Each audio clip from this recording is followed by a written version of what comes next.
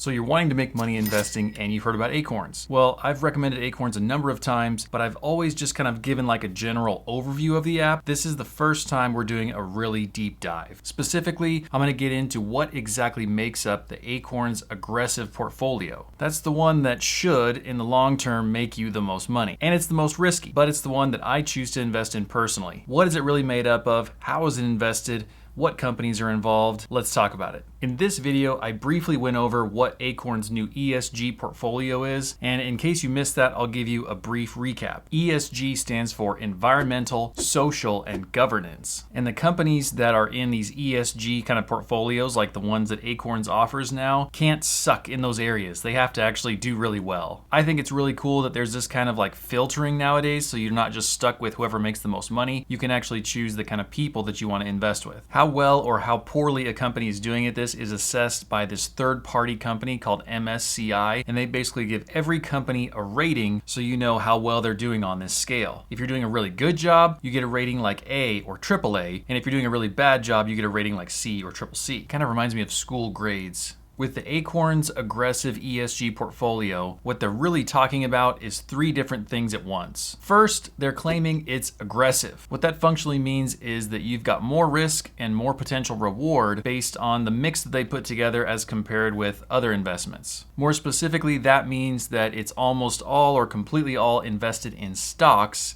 and not very much, if any, invested in bonds. Bonds have historically been way less risky than stocks, but they've also made you way less money. This particular mix of investments from Acorns is 100% stocks, hence aggressive. This just means that you're buying little chunks of these different companies instead of buying something like a bond, which isn't a chunk of a company. So you've got better odds of making more money, but you've also got better odds of there being a lot of variability in how it actually performs in the short term at least. Next, Acorns is also implicitly limiting the companies to those that have a really good ESG rating. So like we talked about before, these companies have to do good in those three areas to even make it on the list. And finally, because it's Acorns, you aren't stock picking yourself at all. I actually appreciate this and prefer it myself. Regardless of the risk level you choose, not just with aggressive, with any of the risk levels within Acorns, they don't even choose individual stocks for you. They pick a mix of ETFs, and in each one of those, there's a whole bunch of different stocks nestled securely in there, all nuzzled up together. They don't just pick one piece of fruit off the tree for you, they give you the whole tree. So you're likely invested in thousands of different companies all at the same time. In the investing world, this could be called diversification.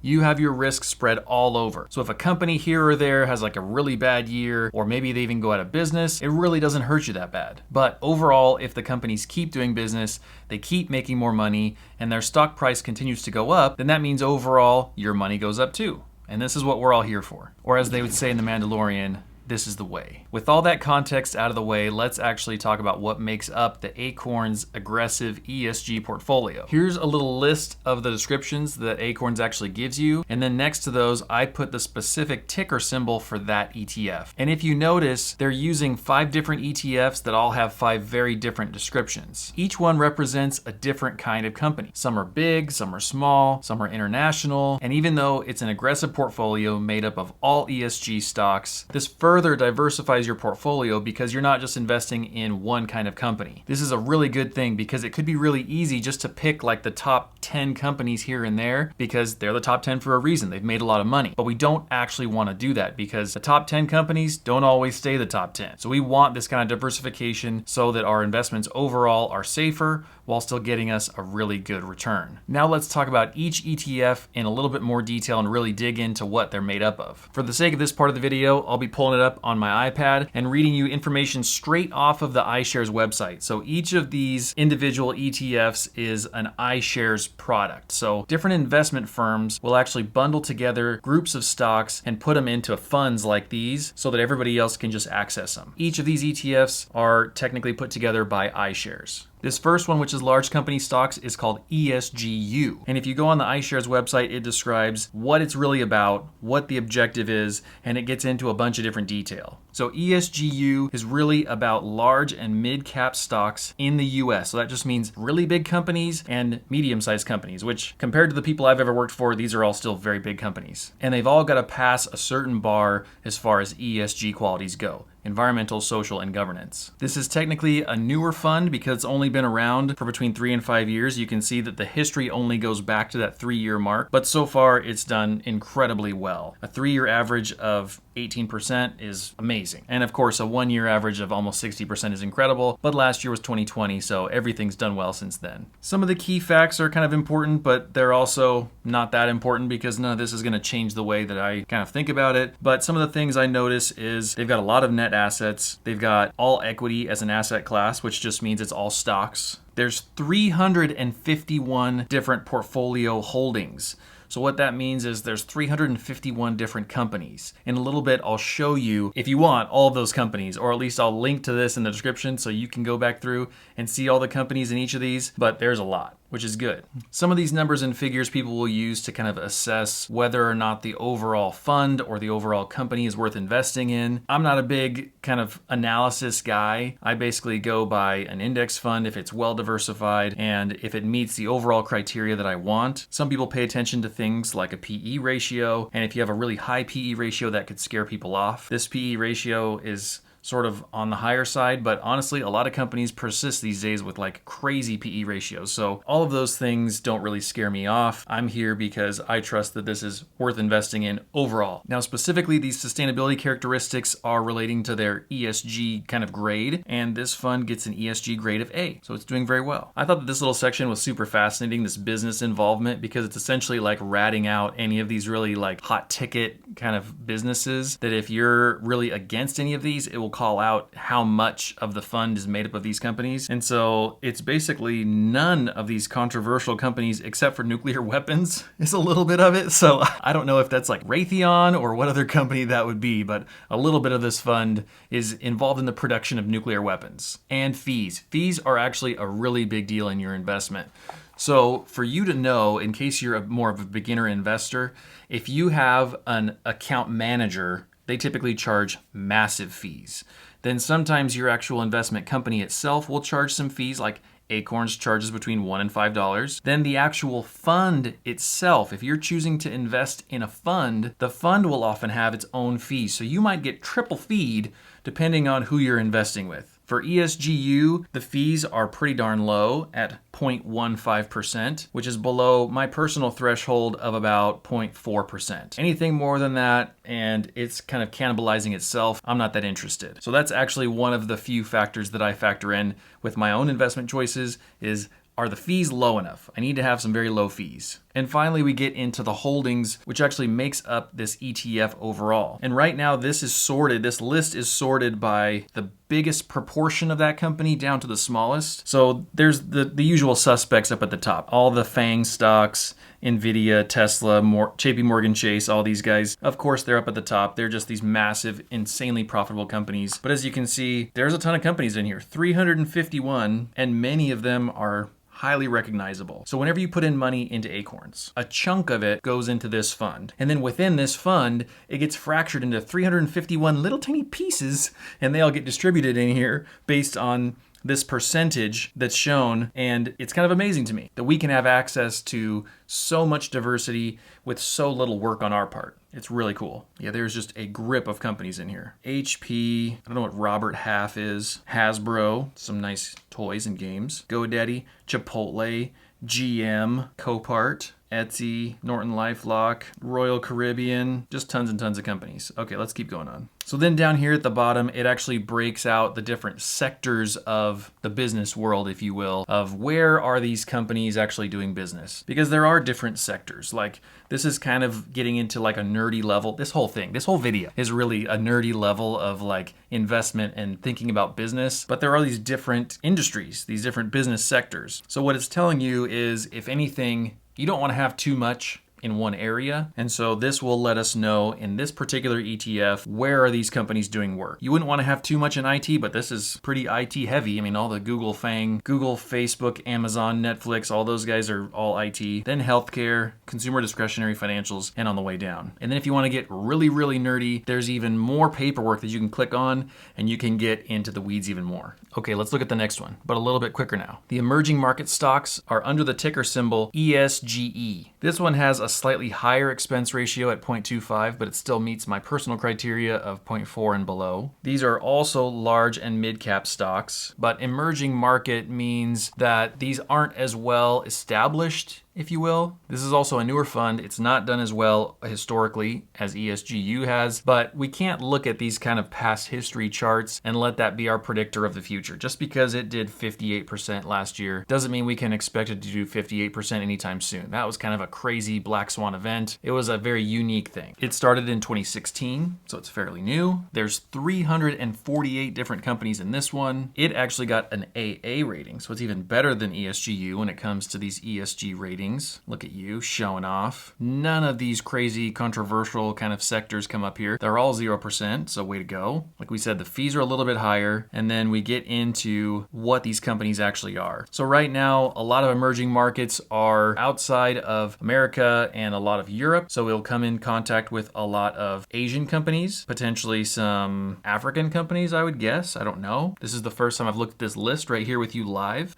and I can't just look at these and know exactly where they are. But it looks like it's a lot of Asian companies. Oh, there's a Saudi company. So the reason that we want these kind of emerging markets, oh, look at this beautiful little map. Some South America, some Mexico, South Africa. So I was gonna say, the reason that we want this kind of market exposure to these other areas outside of America is these places are poised for some really fast growth, and they're not America. So if all we do is invest in companies that are in our own country, we're gonna miss out on this other growth. And if our country doesn't do super well wherever we are, if we're in America, spoiler alert, Acorns is only for US users, then we might have a really bad year if America does bad. Where if you have a big chunk of your investments that are in places like emerging markets or other countries overall, then you stand to kind of ride that smaller wave than if your account was only America. Hey, America's doing well, we go way up. America's not doing well, we go way down. We don't really want that. We want the best of everything and to decrease the negative impact. So we can see here the main geography, like I thought, is a lot of Asian countries, a little bit of Russian companies, that's cool. And in the sectors, that's interesting. The mix is a little bit different. So it's more financials, a little bit less IT, but it's still way up there. Consumer discretionary is up there, and that kind of gives you the breakdown. And of course, you can get more in detail if you want. The next ETF in the Acorns Aggressive ESG Portfolio is for small company stocks, and that's called ESML.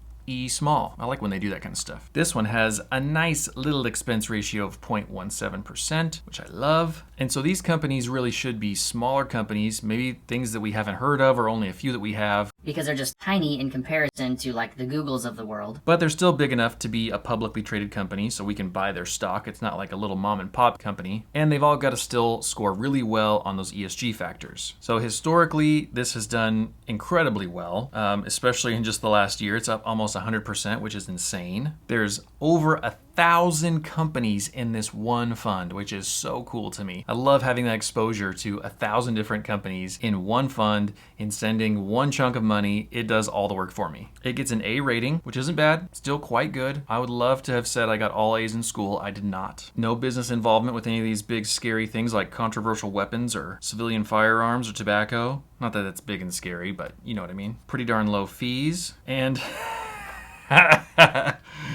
oh, that's so funny to see AMC at the top of the list. AMC is one of the currently popular meme stocks that a few people have chosen to try and invest in to artificially drive the price up. Not reflective of any kind of confidence in the company itself. No one's really thinking that AMC is gonna like make a bunch of money. They just chose this stock that was poised to have a big increase, and it's funny because it's at the top because the stock price has gone up so much lately that it's driven it to the top of this list. So ironically, I own some AMC stock. Didn't mean for that to happen. And GameStop is up there too. Wow, that's hilarious. I did not even know that I own those stocks. And there's 1,000 of them, so we're not gonna go all the way through to the bottom. And again, I'm fascinated at this exposure breakdown because industrials was pretty far down on the other lists, but on this one, it's literally number one. Industrials, healthcare, IT, consumer discretionary.